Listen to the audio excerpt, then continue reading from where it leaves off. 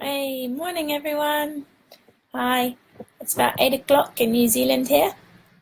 I was just going to do a live because I've been doing some research and been reading some things, and I've been thinking about doing a live on this for a while now.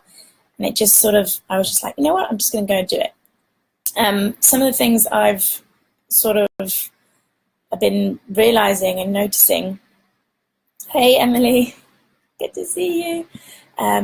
Are pretty sort of intense and incredible. I just really wanted to share some of them with you. So I thought I'd do a live.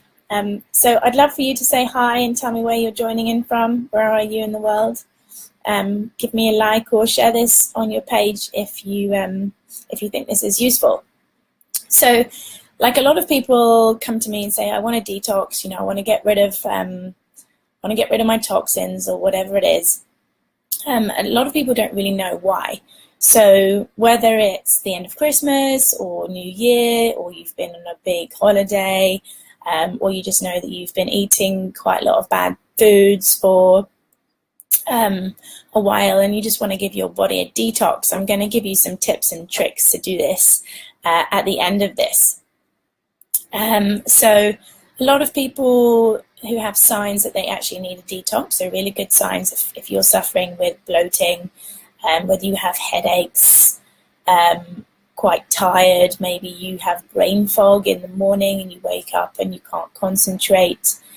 A lot of those things just tell you that your body's just got too many stored toxins, and you really want to try and just get rid of them as much as possible. So whether you do detox once a year, maybe you do it once every couple of months, and very much depends on you. So if you can keep up your if you can keep up your food intake, that's a good food intake, then you're going to be doing really well.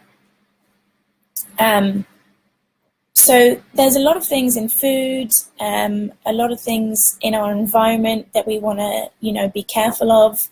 And we really do want to detox a lot of the time to improve our health, maybe to improve our skin, digestion. So a lot of people who get bloated, they really have issues with digestion, and we need to try and figure that out. People who want to boost their mood, mental clarity is a big one. And just to give themselves more energy. So some really awesome things that you can actually get from doing a daily practice to detox your body, and just realize what it is that you're putting in there and what our environment is providing for us or potentially not providing for us as well. So I just want to share a couple of tips. I don't want to make this too long. Please do share it if you think this is going to help others. Give me a like if you're enjoying seeing my face. So I listened to an amazing podcast by Ben Greenfield and a guy called, I think it was Anthony Jam, who's written the Estrogenetics book. And it's all about how our environment and things that we are putting in our bodies or even just surrounding ourselves with are influencing our estrogen levels in our bodies. And I don't know about you, but I hear more and more stories of girls whose periods are coming on much earlier than they should be. Things like men putting on weight in areas where they wouldn't normally be putting on weight. And things like, infertility problems and problems in your reproductive organs as well. And a lot of that is due to estrogen in the systems and in things that we are surrounding ourselves with and things that we're eating.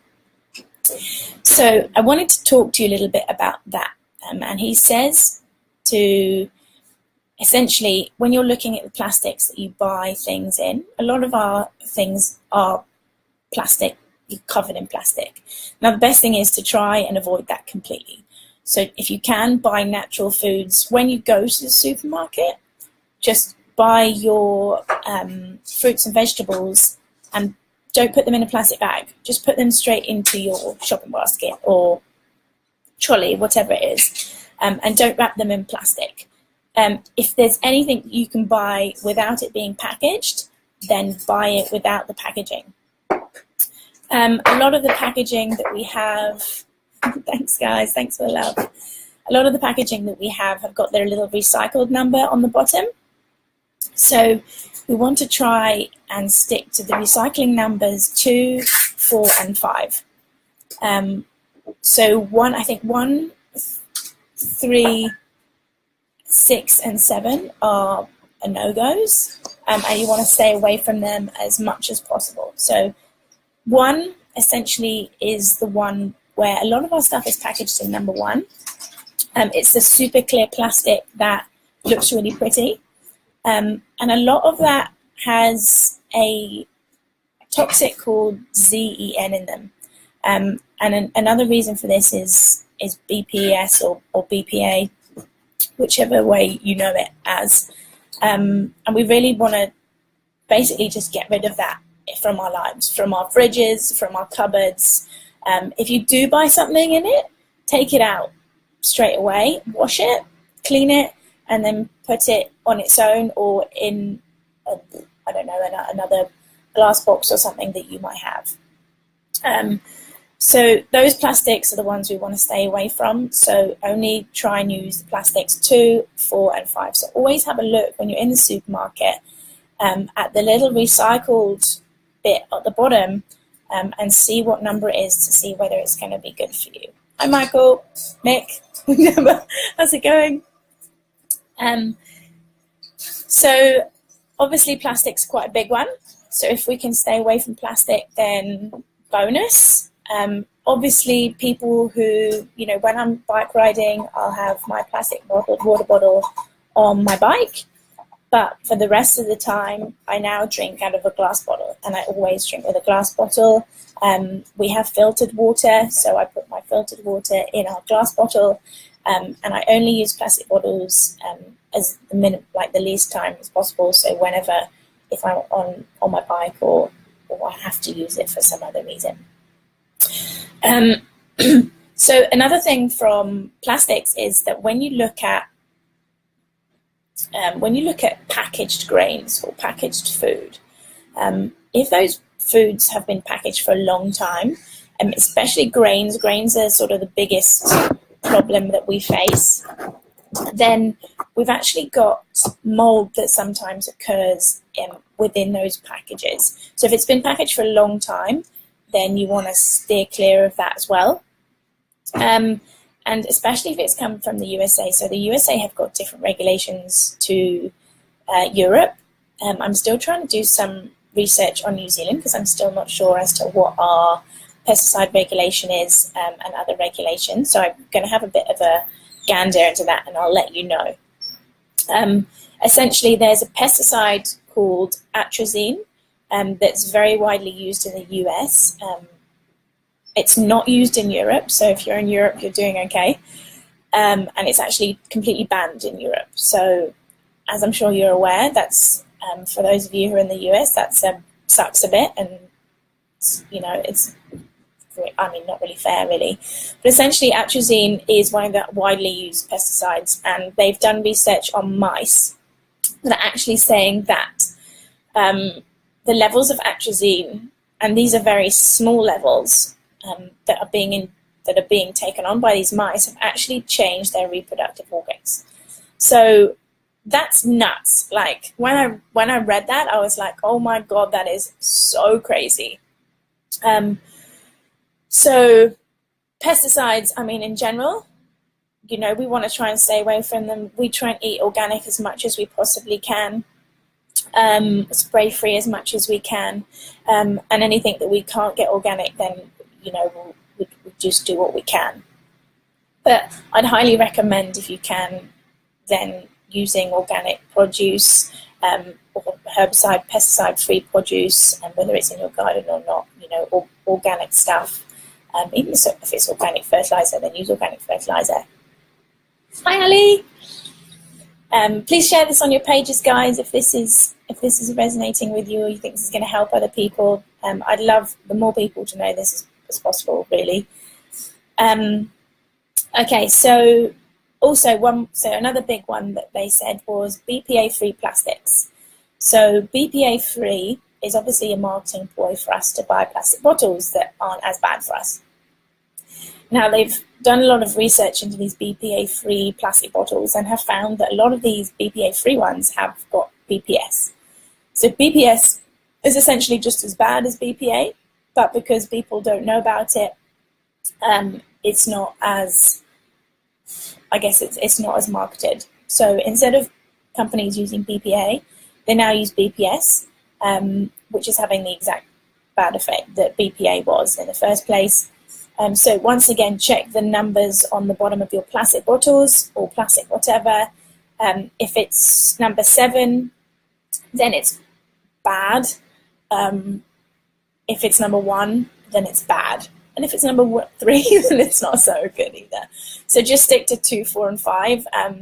And if you just get a glass bottle and start drinking all your water out of the glass bottle. Okay, so some tips. I'll give you some tips. So if you can, your morning daily routine, a few things to enter into your routine. So lemon is a really good thing. Lemon in your water in the morning is a great way to sort of get your digestive system working and flow your body out a bit, flush your body out a bit. Use also your apple cider vinegar. If you could put a tablespoon or 2 tablespoons of apple cider vinegar in your water, amazing. Something that's really going to help you. Berries, all the antioxidants in berries are amazing. So if you can get your antioxidants from raspberries, some strawberries. If you're making water, you can even put raspberries and strawberries in the water. Another good thing is just add mint to your water. So if you're taking a bowl of water, then add mint to your water. Rosemary is really good. Garlic. If you're making smoothies, add some garlic, some fresh garlic. Whiz it up in there. Really good ways of just easily using natural ways of detoxing your system. Now, in case some of you don't know, I use a whole food product, which is essentially just 30 to 45 different fruits and vegetables that have been grown in amazing farms that don't use any pesticides, herbicides, and they're all free of nasty chemicals, and they're all tested 4 times before they actually come out to human consumption, so that I know I'm getting all my berries and lots of fruits and vegetables in my system, and that actually floods my system out each day because I know I'm putting that in my system. So a really easy way to detox, as well as drinking your lemon water, ginger, I'm adding into your smoothies, and your mint and your raspberries and whatever else. So just a few tips for you there. Hopefully that's been helpful for you guys. If you have any questions, I'd love for you to send them through to me. If you're unsure, or maybe, there's loads of research out there. If you're interested, definitely check out the Ben Greenfield podcast with Anthony about estrogenetics or estrogenomics, and have a listen to that, because it totally blew my mind. I think I've listened to it like 4 times now just to try and get my head around it. So definitely a worthwhile read or listen for you. Cool. Thanks for joining. Please share with all your friends if you think this has helped, or if this has helped you, and give me a massive like. Cool. Thanks, guys. See you later. Have a lovely day.